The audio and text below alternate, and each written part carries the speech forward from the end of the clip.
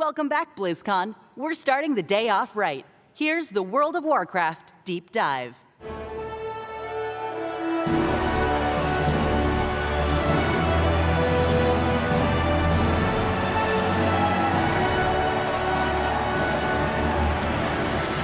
Good afternoon, Blizzcon.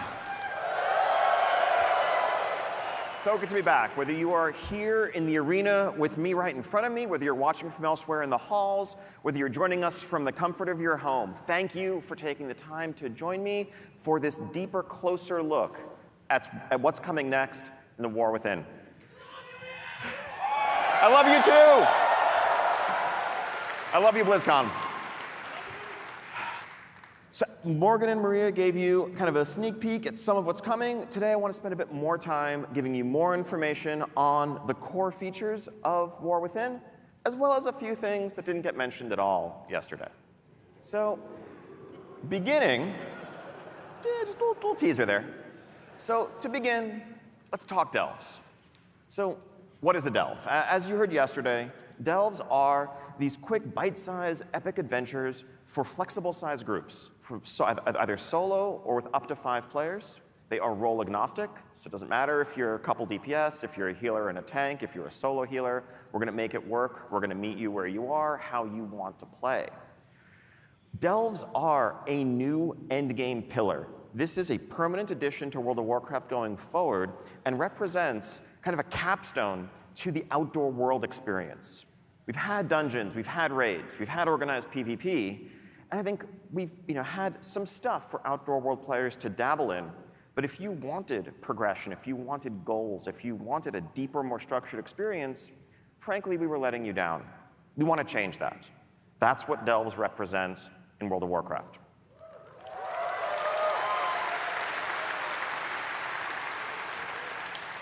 So structuring this, really we want to approach it as something that you are going to be engaging in all season long with variety and flexibility in how you approach it, and the replayability of the content is kind of a mainstay of what it's all about. But also want to build in progression. And I think if you're an outdoor world-focused player, a lot of the time it's just about kind of spending your time doing a thing, going to a place, completing an event, but there aren't necessarily goals to work towards. There aren't necessarily reasons to be excited about getting an item upgrade because it's going to let you do something you haven't been able to do before. A difficulty progression built into delves is going to enable us to offer that. Now, there's a lot of lessons we've learned over the years from building this type of content, whether it was Torghast in Shadowlands, Island Expeditions, scenarios, you can throw in Horrific Visions in that list. We've learned a lot about how to tune these sorts of experiences, how to design them for flexible scaling groups of different sizes, of different role compositions, about what's fun and what isn't. But we've also learned, based on your feedback, about what not to do in some cases, in terms of how we structure it, how we present it. I think a key aspect of saying this is an endgame pillar is that it's an offering in parallel to the others, to dungeons, to raids. If you want to do this, if this is your jam, if this is your type of gameplay, we're there for you, and we want this to be as deep as you want it to be. If you're happy running Mythic Plus and you just want to focus on that, we're not looking to add another item to the checklist of things you feel you have to do to compete. It's an alternative, unlike Torghast, which is something that we did kind of say, everyone has to do this, whether you like it or not, whether you'd rather do something else or not. That gets back to some of the philosophies that Morgan touched on yesterday and how we're approaching designing and evolving World of Warcraft. We want to meet you where you are. We want to respect your time. We want to offer you the ability to choose how you want to spend that time each day, each night in Azeroth.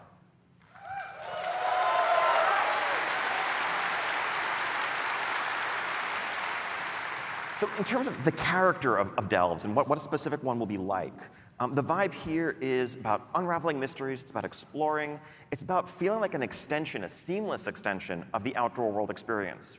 These are not dungeons. Every dungeon is ultimately about killing a series of bosses or boss-like encounters, and the dungeon is over when you kill the final baddest boss at the end of the dungeon. And that's kind of the structure that they all have to conform to. As much as we try to vary the formula a bit, that's pretty much what they're going to be. In the outdoor world, things are a bit different. We can, break some more of the rules. And really, at the end of the day, the one consistent thing about delves is that they're all going to end with a room full of treasure. Some of those will have a final boss guardian in front of them. Others, you may be just exploring, traversing the delve, flipping switches, solving a puzzle, defeating lieutenants, gathering things that you need to open the vault door. We can vary the gameplay, we can vary the feel of the experience. These are going to be instanced experiences, but they are seamless. When you walk up to this, as I'll show in a second, a fog door at the entrance to a cave, at the entrance to a structure, you're just going to walk in, no loading screen, and now you're in a delve. We want to make sure this really feels like part of and an extension of the outdoor world.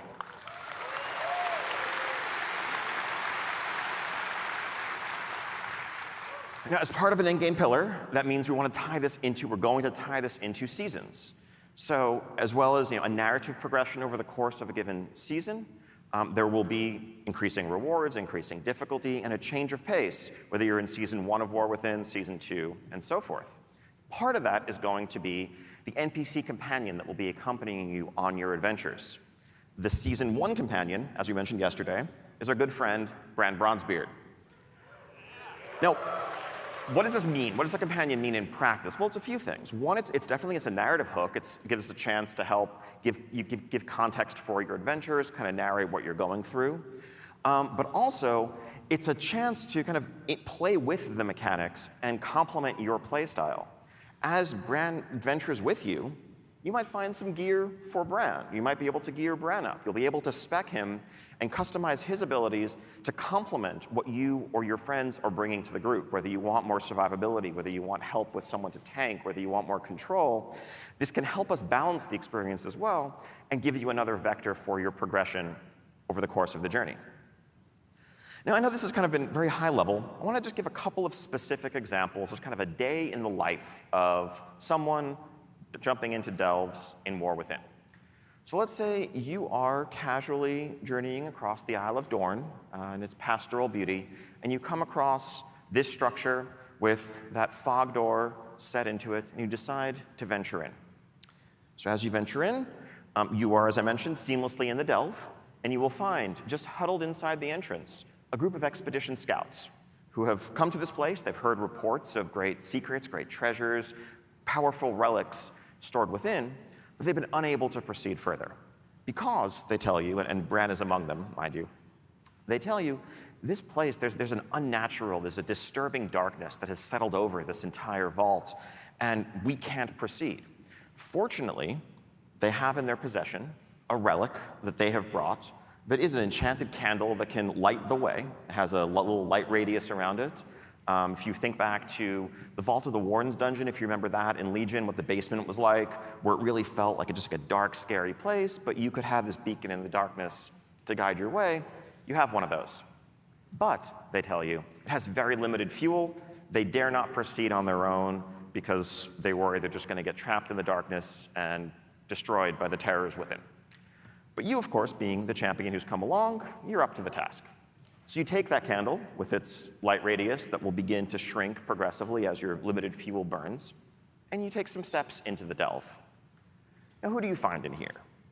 Well, as it happens, you run across fellows like this guy. More jacked than your average kobold, but there's a lot of kobolds in here. And as you know, as any World of Warcraft player knows, where you find kobolds, you're going to find candles. And this guy's going to put up a fight, but it being World of Warcraft and all, you're going to take his candle. And you're going to take the candles of his allies and his brethren. And, that will help fuel this magic light that you have, help keep the light burning so that you can traverse the entire delve, defeat a couple of lieutenant-type enemies, bosses, solve a puzzle or two, and at the end, you make your way into the vault room that Bran is able to open once you bring him there, and you find this mock-up, work in progress of a treasure room, heaping with riches, treasure chests of various shapes and sizes. Some of the smaller ones, you can just walk up and open, collect a range of items, currency, rewards, you name it. But you'll find a couple of extra large, resplendent chests in this room. Those may require special keys to open. Now, those keys you would obtain from doing kind of outdoor content, weekly quests. They're a bit more limited in how you can get them, but also allow us to offer and pace out the best rewards that are on par with some other endgame content to make sure it's not, infinitely grindable or anything like that, but it's an extension of your outdoor world loop if this is your playstyle. Now, let's say you come back to the same delve on another day. You might find that there isn't a magical darkness settled over the place. Instead, there are earthen locked in battle with kobolds, and you can help turn the tide of that fight as you work your way through, dealing with some different challenges along the way. Variety, replayability, lots of layers to the experience. Now, so you venture back out into the zone, heading off to a different corner of it, and you come across this cave surrounded by mushrooms. It's known in legends as fungal folly. Now, maybe not being the wisest adventurer, that sounds like a great place to enter, so you take a few steps forward. In here, you might find an environment where, whether it's due to unusual ores or whatever in the walls, the rules of gravity are a bit topsy-turvy.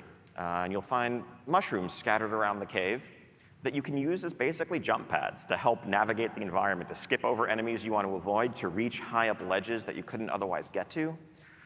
You're starting to get the idea, like, this is more the world as toy vibe that we try to play with when we're creating outdoor events, outdoor spaces. These are not mechanics you'd necessarily find in a dungeon, but I think the team really is unshackled, is freed to explore a much wider array of gameplay when we're building delves. So let's talk a bit more about the loot. So actually, before we talk about the loot, these are the 12 delves that we currently have planned, scattered throughout the 4 zones, each themed around the ecologies, each themed around the settings that you're going to find. Now, some of the attentive among you may be saying, wait a minute, Morgan's slide said there were 13 delves yesterday. He might be right, but there also might be a secret delve that you have to explore a bit more to discover. That awaits you. So yeah, loot. Part of being a seasonal pillar means going to the Great Vault every week and getting to share in that disappointment that your raiding and dungeon playing brethren have also had the pleasure to enjoy. We just want to make sure you don't feel left out. So you're welcome. So you'll note this isn't a delves row, this is a world row. And really that is enshrining these 3 PvE pillars: raids, dungeons, world. You'll be able to unlock some of these slots doing select outdoor world activities, as well as, of course, delves with better rewards from higher difficulty delves. Our thinking in terms of the rewards here, this is all subject to tuning, is that this should reach to, let's say, end boss heroic raid, mythic 10 to 15 type range, accessible just via solo progression. Far better loot than you've ever been able to get before.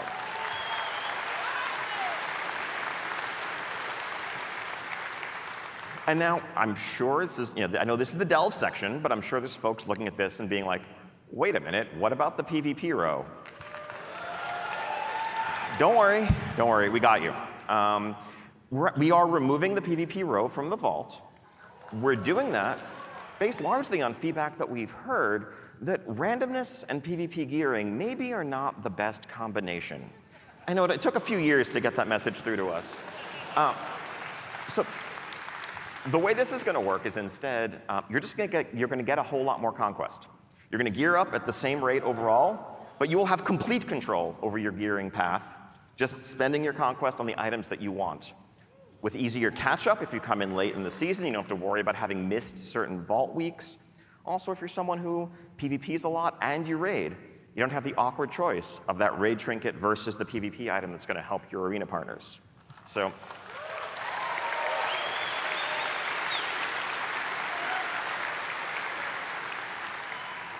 hopefully, just good news for everyone.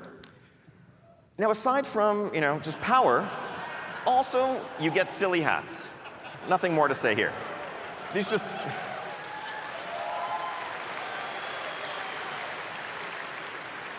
a few examples of the array of cosmetic rewards that will be exclusive to delves, reflecting the varied ecologies and environments you're going to be facing. So, silly hats, World of Warcraft. Less silly, just as, let's say, Mythic Plus players have a mount that they can earn over the course of a given season, this customizable flying mount will be exclusively available through thorough completion of the delve experience. You'll note the customizability of it. This will be customizable the same way you can customize your current dragon riding drakes at the rostrum. Just modularly.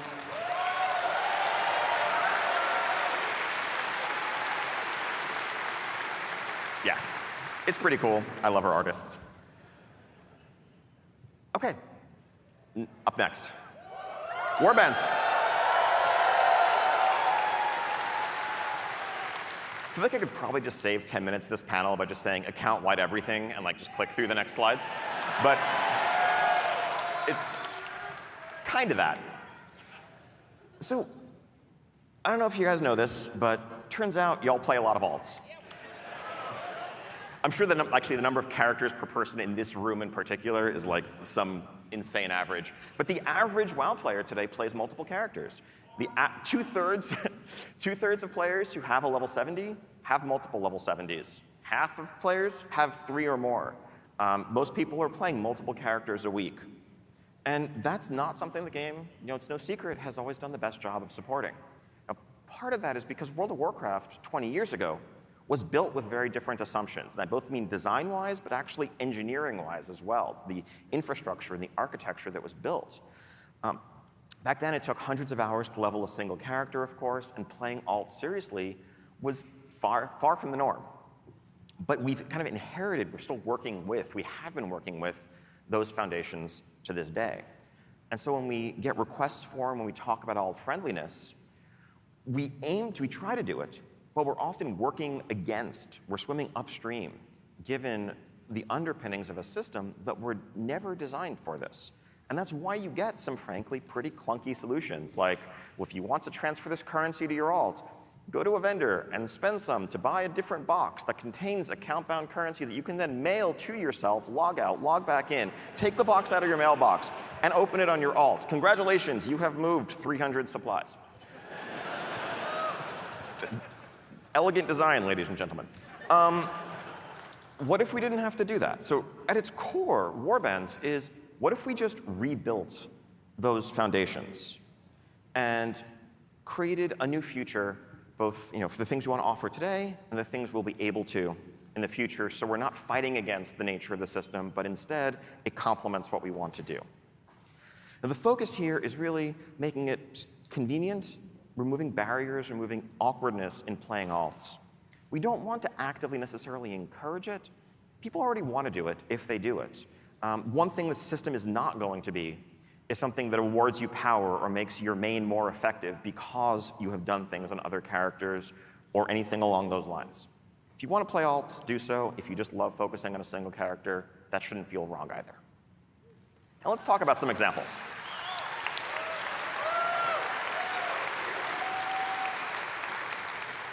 Okay, so I'm going to run through these pretty quickly. They're mostly fairly straightforward. It's a bank. It's an account-wide bank. Thankfully, hopefully, you should never again have to mail something to yourself. You also might notice, and so this is giant, lots of storage, extra tabs that can be purchased on the right-hand side, so multiple tabs of these. You can organize them as you want. The very observant, the eagle-eyed, will notice a little checkbox mentioning reagents. If you deposit reagents here, you can craft from the account-wide storage on any of your characters.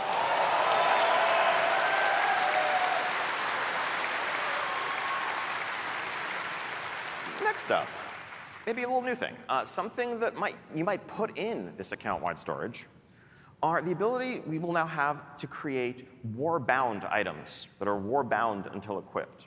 You might get an item that you can't sell in the auction house or trade, but that you can give to any of your other characters for their use.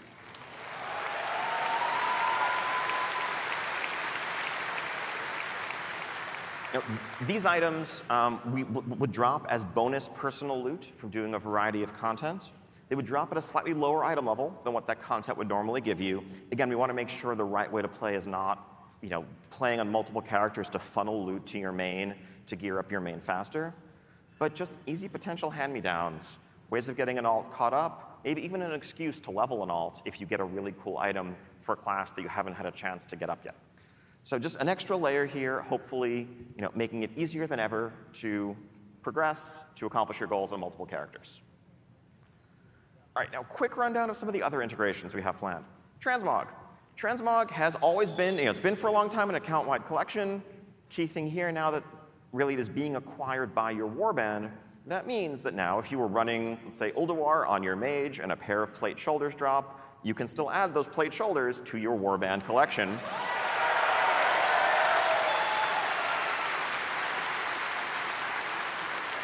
Okay. Self-explanatory. And then, if you log on your warrior later, your warrior can equip them, you're good to go. Hopefully you don't need to feel like you need to refarm the same stuff on as many different armor types anymore. Reputations, again, fairly straightforward. In War Within, reputations and renowns will work account-wide. We want to make this as retroactive as possible. That will take some work over time. We're probably going to start with Dragonflight renowns as a focus and a priority and work our way backwards. But going forward, we want progress earned on reputations to not really matter which character you're doing it on. At the end of the day, it's the same content, it's the same experience. If you've gained access to some perk or some recipe, having to re-earn it, not terribly compelling.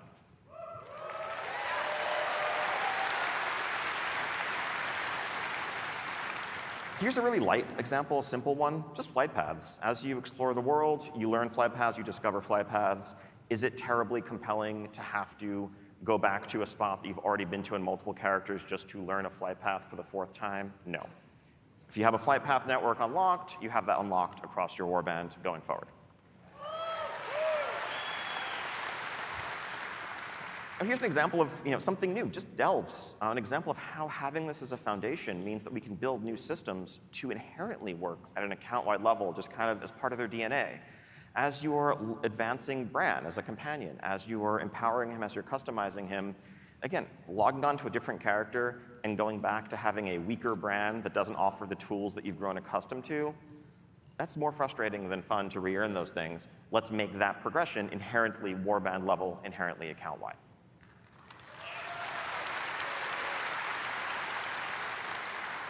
And achievements. We've had account-wide achievements for a long time. No secret, they have the little blue bar over them, indicating that they function at an account-wide level.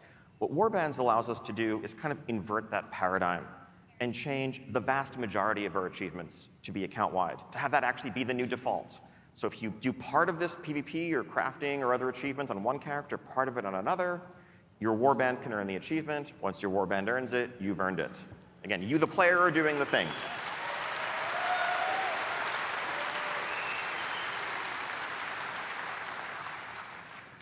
Oh yeah, and then this.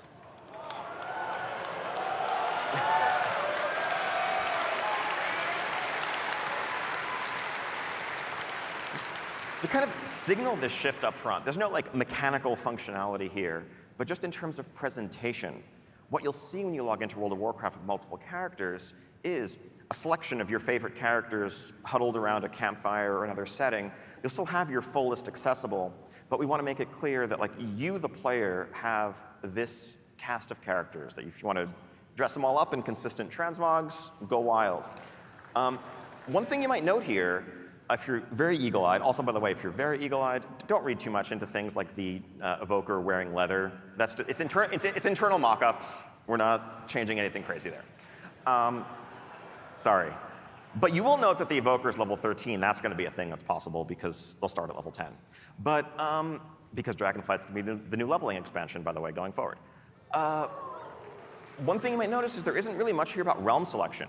Warbands are a realm-agnostic, faction-agnostic feature. You will just see all your characters here. If they're on different servers, we'll make it clear that they're on different servers. But you shouldn't have to go to the change realm screen and swap around. They're just all here.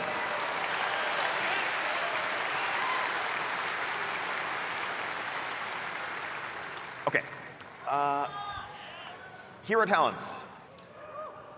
So, at their core, this is a chance for us, as we continue to evolve and advance our class system, to explore some deeper class fantasies, to look at iconic archetypes like the Farseer or the Dark Ranger or the Mountain King, or others often inspired by major heroes in the Warcraft universe, other times by fantasies that we've heard are really resonant with players, and focus the continued expansion of our classes in that space. Now, Morgan said this yesterday, just to restate, this is a completely flexible system. It's as flexible as your current talents and specs. Nothing like covenants or anything like that. Anytime you could change your talents today, you can change your hero spec, you can swap around your hero talents. They're just talents. Now, some of our goals here, of course, we want to offer progression, but we want to do so, frankly, while managing complexity to a certain extent. When we started planning for War Within, we knew, all right, we're going to raise the level cap by 10. 10 new levels means 10 new talent points. The kind of default option for us would have been to take the existing class and spec trees and just add a couple more rows to each of them, add new points to spend. But we've been down that path before. We know exactly where that leads 15 years ago. There's a tremendous amount, just an insane amount of like multiplicative combinatorial complexity from adding those additional options. And it also destroys some carefully constructed choices that are really successful that we've just built up in Dragonflight today, where you can't quite have all of these things and need to pick one or the other. Suddenly, when you can get all of them, it can lead towards homogeneity as well. So this approach allows us to both explore deeper class fantasy while focusing the decision space in a way that offers power without that excessive complexity. So the way it's generally going to look is a third talent tree. Again, as mentioned yesterday, at the center of your screen, you have class, you have talent, and in the middle, you have hero talents. You'll note, so there are 10 nodes. There's an initial node that you get as a starter node at the top that you'll get initially when you unlock the system at 71, and then 10 more nodes to unlock. You will get all of them on the way to 80. At level 80, you will have this fully unlocked, similar to Legion artifacts, let's say. So you don't have to agonize over where you're placing any choice along the way. Now, the choices that you will make are which hero spec do you want active, and also there will be choice nodes within the trees, just as the class trees and the talent and the spec trees currently have, which you can toggle, adding quite a few permutations to the system as a whole. If you want, as a kind of simpler collapsed view, once you've hit max level, you can just condense it down to only show the choice nodes for easy swapping back and forth to customize your spec for whatever activity you're setting out to do. Now, I want to take a little bit of time to quickly walk through a couple of trees to give a sense of the sorts of things you might find in here. Again, all of this is subject to change, all subject to iteration, and the extensive feedback we know we're going to get. I'm going to use druids a lot as an example here. I'm going to focus on the case of a balanced druid. Part of why the team starts with druids is because y'all are complicated. We figure there's 4 specs, 3 roles.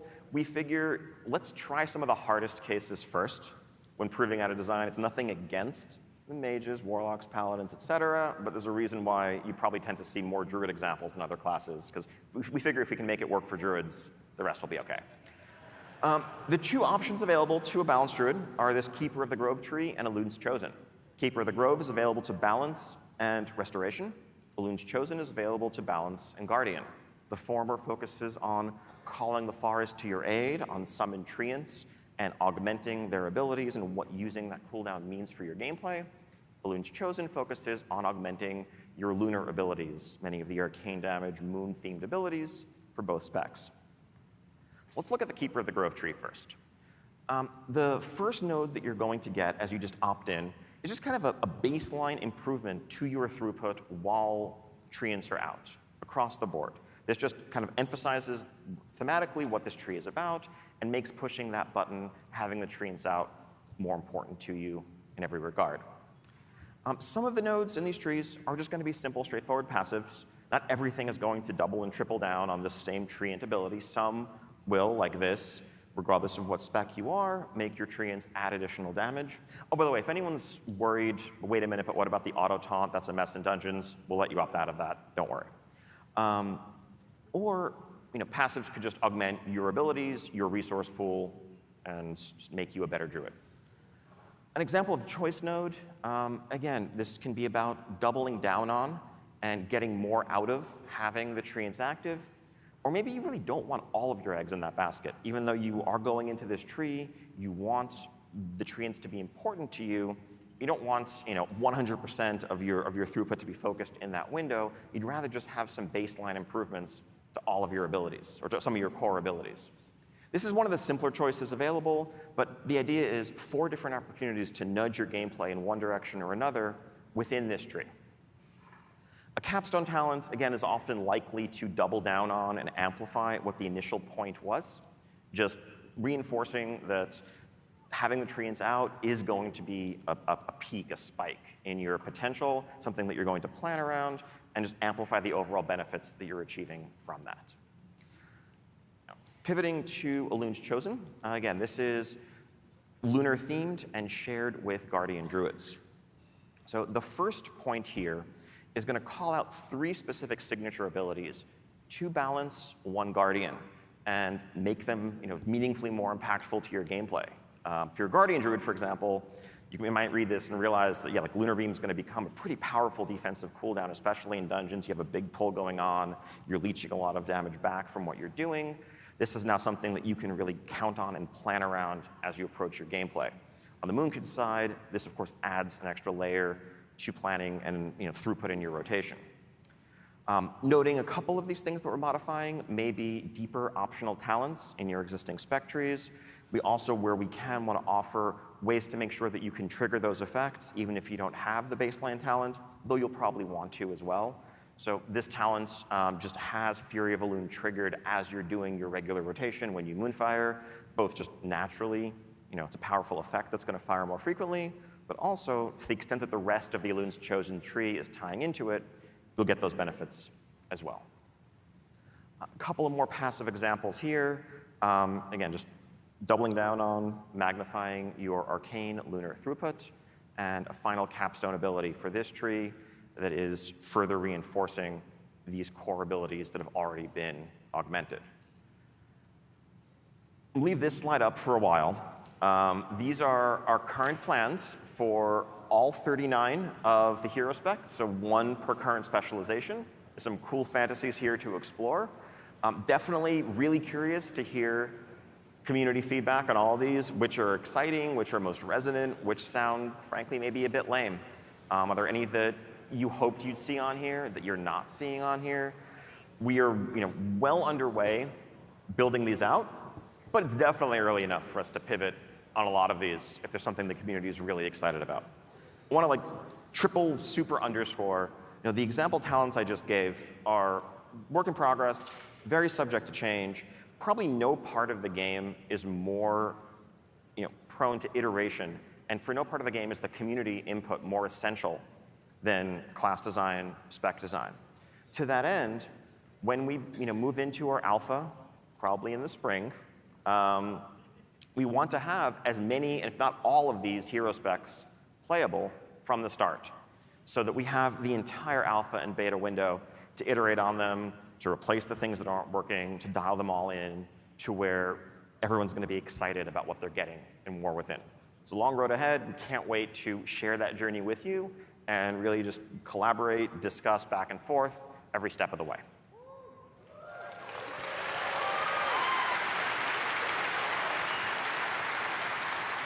All right, now some other stuff. Some you've heard about, some you haven't.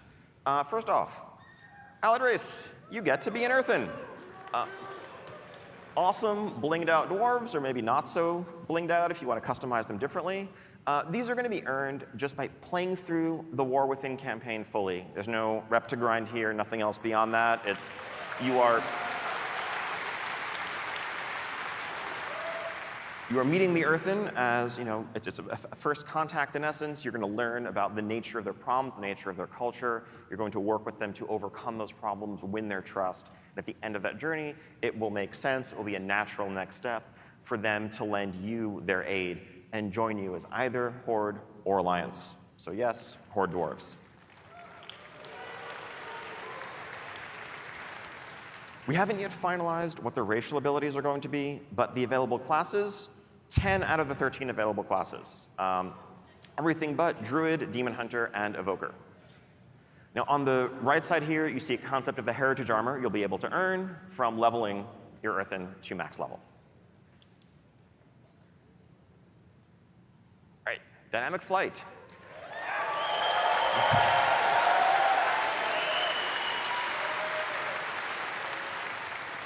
So it was obvious very early on in Dragonflight, probably before Dragonflight even released in beta, that we could never go back to how it used to be. Honestly, we hoped that would be the outcome. We hoped the feedback would be, this is so awesome, we just want this to be how flying works forever. But we immediately began making plans for what that would mean, because it's the only way to go. And so dragon riding is going to become the default, no longer just dragons, but dynamic flight now in War Within and beyond. We want to make sure, oh, weird. I meant to have two mounts here, but I only see Ashes on the right. But anyway, The key point being, we want to expand this to the broader array of mounts that you have available. I think the only downside of dragon riding as it exists today is that you don't have much reason to use so many of the mounts that are your favorites visually, aesthetically, that you've earned and done so much to collect. You want to make sure that as much of your collection is viable as possible. So not every single flying mount is going to be able to support dynamic flight. There's some animation logistics to work with there, but as many as we can. It's a 3-digit number. We want a very wide array of mounts being able to just fly the way you've always enjoyed with your dragons. And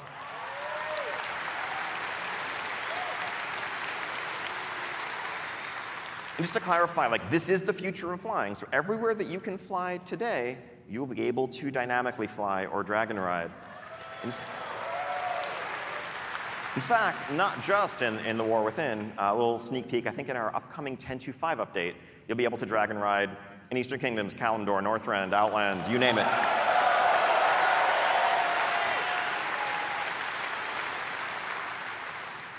We also understand there are some folks, for accessibility reasons, personal preference reasons, maybe you just like being able to AFK in midair, that dragon riding isn't your favorite. We don't want to take anything away. We want to let all these mounts that can currently do the old school flying mode toggle between dragon riding or let's call it TBC flying. Up to you, whatever you prefer.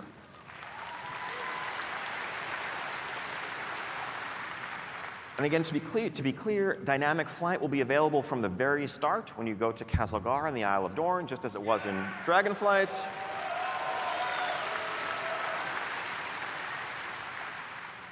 Old school TBC flying, Pathfinder style, will not be available right away, but it will be unlocked shortly after reaching max level with no reputation grind requirements. Just play through the campaign, explore the continents, then you can fly that way as well. The existing dragon riding glyph system in the Dragon Isles, we want to pivot that to a bit more of something that's evergreen. Some of those unlocked traits may change to only work within the Dragon Isles. Others that are more essential to just the experience feeling good, like vigor increases, regenerates, the active abilities, are just going to be things that you will inherently get as you earn dynamic flight and level up naturally. We don't want down the line players to feel like they have to go back to an old expansion and fly around and collect a bunch of glyphs just to be able to explore the new expansion. And in that vein, this is going to be the new default for leveling players. I mentioned earlier, when War Within comes out, instead of BFA, Dragonflight will be the new leveling experience that you merge into as a new player after you leave Exile's Reach. And so you're going to get dragon riding very early in that experience. As you just level up, gain player levels, you will improve your flight ability and get all the vigor perks and everything else that everyone has come to expect. And that's just going to be how the game works as a baseline. This is what flight is now.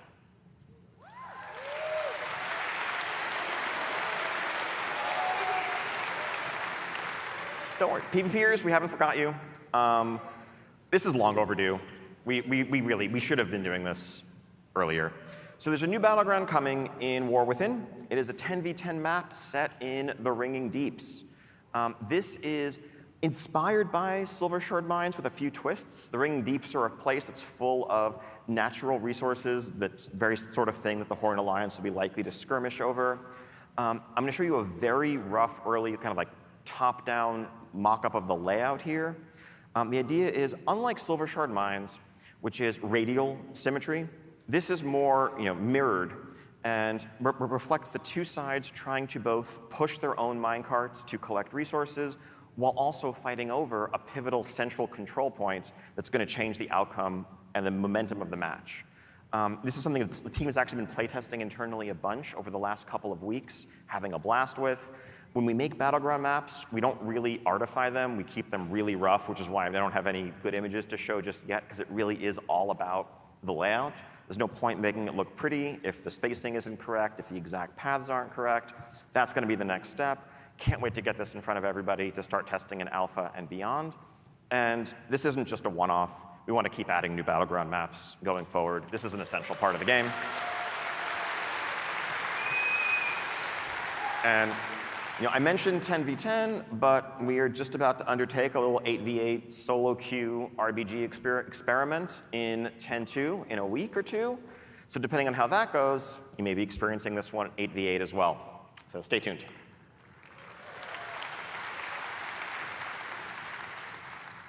Otherwise, we have a few ongoing interface updates that we're continuing to work on.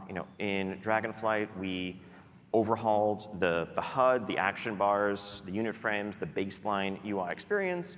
We made it clear at the time that that was just the beginning. This is something we want to continue chipping away at, updating different pieces of the UI to be more streamlined, better reflective of the modern gameplay experience. So just a couple of examples here. So the spellbook, we are looking to modernize, update, actually make use of more than like a 1024 by 768 monitor resolution. Ideally, you're not going to have to flip through multiple pages to find some ability that's not on your action bars. Also, we're combining this with our talent screen. If you look at the tabs at the bottom, you have spec, talents, and spells all in one place. So it's kind of a one-stop shop for all the things that your character has available, rather than having two separate windows that you need to move between.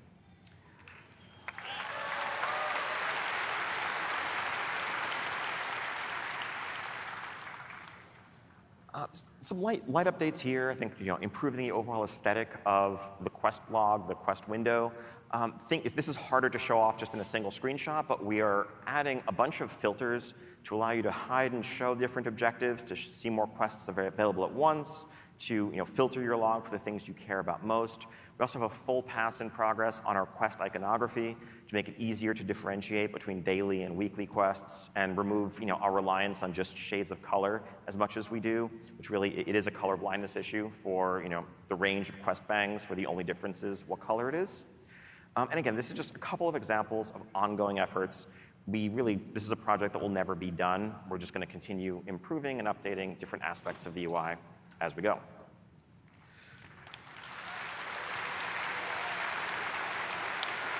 Yes. So this one basically speaks for itself. I've mentioned earlier, your warband is a cross-realm construct. Increasingly, so many of the activities that players engage in socially span multiple realms. You have a raid group, you have a Mythic Plus group that you run with, group that you PvP with, but you can't be in the same guild together. Not any longer. That's a thing that will change when War Within comes out. Apply, recruit, server shouldn't matter when it comes to joining a guild, when it comes to being in a guild, when it comes to accessing the perks of being in a guild.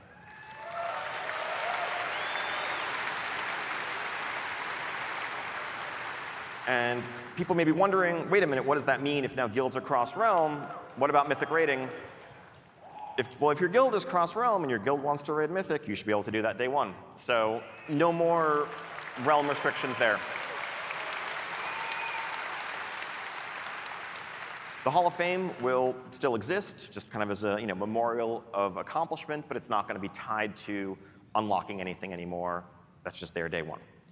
And really, just philosophically, this is another step towards one of our goals of just tearing down barriers, making the game as social as possible, making it as easy as possible to play with who you want to play with, regardless of your server, regardless of your faction. As much as possible, if you want to play WoW with somebody, let's make that happen.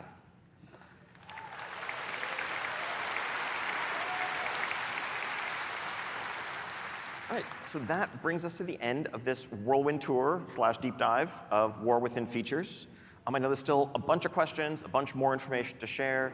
Can't wait to do that in the coming days and weeks. But to begin, I'd like to invite everybody, if you have questions, if you're here at BlizzCon, go to the Darkmoon Fair in Hall D. You can drop off questions there. If you're going online, you can go to the WoW or WoW Classic subreddits or our official forums and either ask your questions there or upvote others. This coming week, when we get back to the office, we're going to huddle, review the top questions, and record streams for both Classic and for War Within, addressing the top questions to try to get as much information out there as possible. So.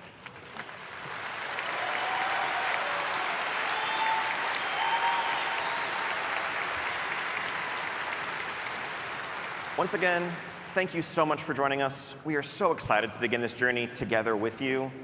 Can't wait for the War Within. Enjoy the rest of BlizzCon. Enjoy the rest of the weekend. I love you all.